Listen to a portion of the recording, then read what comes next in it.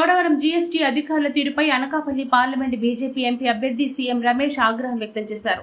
ఎన్నికల కమిషనర్కు ఫిర్యాదు చేస్తామని, తీసుకున్న డబ్బులు ఇవ్వకపోతే అవసరమైతే రోడ్డుపై ధర్నా చేస్తామని సీఎం రమేష్ హెచ్చరించారు. గురువారం చోడవరంలోని తిలపరశెట్టి బుచ్చిబాబు శ్రీను టైల్స్ దుకాణంపై జీఎస్టీ అధికారులు సోదాలు చేశారు.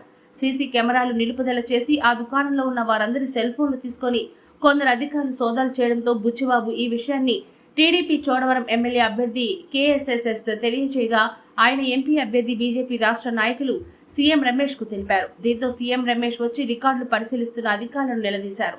నోటీసు లేకుండా, ముందస్తు సమాచారం లేకుండా మీరు ఎలా దాడులు చేస్తున్నారని ప్రశ్నించి సీసీ కెమెరాలు, సెల్ ఫోన్లు ఆఫ్ చేయడమే కాకుండా మధ్యాహ్నం భోజనం చేయడానికి కూడా వారిని ఇబ్బంది పెట్టారని, గత వారం రోజుల నుంచి వచ్చిన అమ్మకాల సొమ్ము 25 లక్షలు ఎందుకు తీసుకున్నారని ప్రశ్నించారు.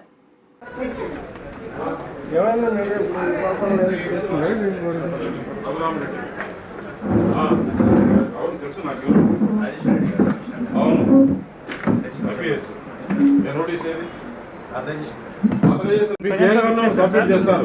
ఇది ఊరికే మీరు ఉందో, ఇది చాలా స్టేట్ గురించి జరిగే ఎలక్షన్. మీరు ఇట్లా తెలుగుదేశం మాకు తెలీదా ఏంటి? మాకు తెలుసు రండి. కాదండి, ట్యాక్స్ ఎవేషన్ మీకు ఏం కావాలనో ఆయన జిఎస్టీ ఉంది, జిఎస్టీ రిజిస్ట్రేషన్ ఉందా లేదా నోటీస్ ఇవ్వండి, ఆయన చూస్తాం. అంతేగాని వచ్చి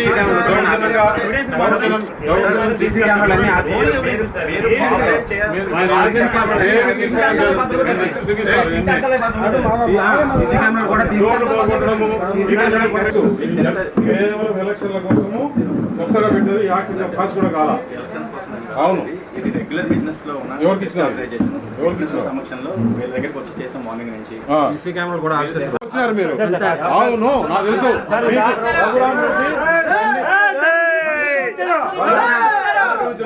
ఎలక్షన్ వస్తే మీ పాలన మీదకి తీసుకోవద్దు.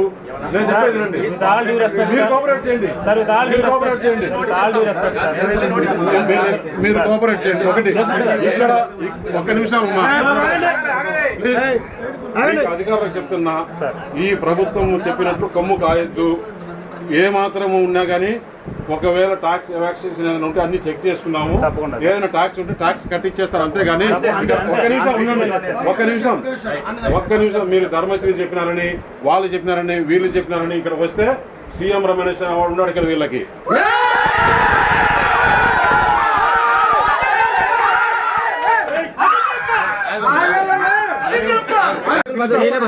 బ్రేక్ చేస్తావా?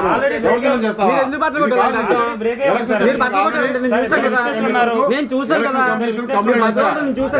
ఎక్కడ బదులు కొట్టాడు? ఎక్కడ